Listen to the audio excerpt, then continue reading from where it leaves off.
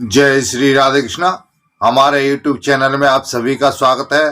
दोस्तों, आज हम आपको महाशिवरात्रि के दिन एक ऐसा उपाय बता रहे हैं जिसके करने से जिनके संतान नहीं हो पा रही है उनको संतान की प्राप्ति होगी, तथा जिनके पुत्र संतान नहीं है, यदि आप इस उपाय को करते हैं तो आपको पुत्र संतान की प्राप्ति होगी। क्योंकि भगवान भोलेनाथ बहुत ही भोले हैं।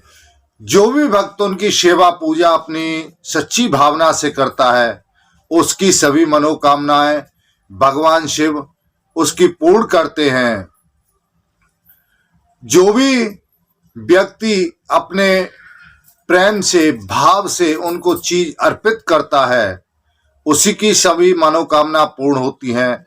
तो यहाँ पर हम आपको बता रहे हैं कि आपको बेल पत्र की बजाय आपको 3 पहर में जब अभिषेक करें उस समय आपको इस पत्ते का भगवान शिव को अर्पित करना है, भगवान भोलेनाथ को चढ़ाना है।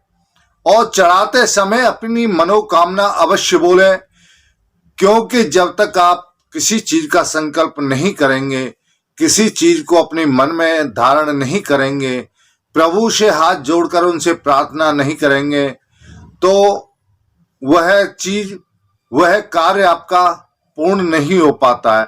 तो इसलिए संकल्प करना या मन में उस चीज का विचार करना बहुत ही आवश्यक है, जिसके करने से आपको संतान की प्राप्ति होगी।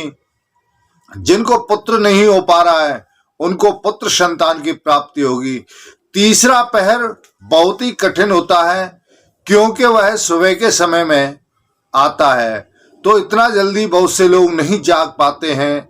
परंतु अपने मनोकामना पूर्ण के लिए, अपने जीवन को सुखी बनाने के लिए, अपने जीवन में सुख भरने के लिए, अपनी मनोकामना पूर्ण करवाने के लिए यह कार्य आपको अवश्य ही करना होगा। चाहे किसी को कितनी भी परेशानी आ रही हो। बहुत लोगों ने कहीं जगह दवाई खाई है लेकिन उनको कुछ आराम नहीं मिल पाया है। बहुत लोगों ने काफी उपाय भी किए हैं परंतु उनको लाभ प्राप्त नहीं हो पाया है।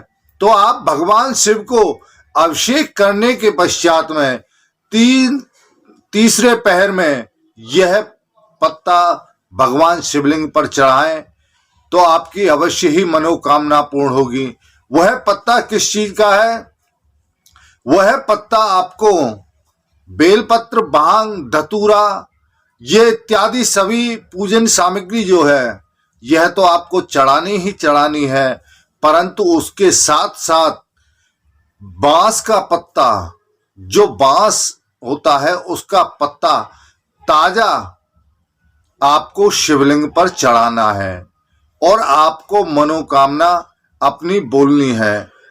यदि आप इस पत्ते को चढ़ाते हैं और अपनी मनोकामना बोलते हैं, तीसरे पहर में आप अभिषेक करते हैं, तो आपकी 100% यानी 100% आपकी मनोकामना पूर्ण होगी।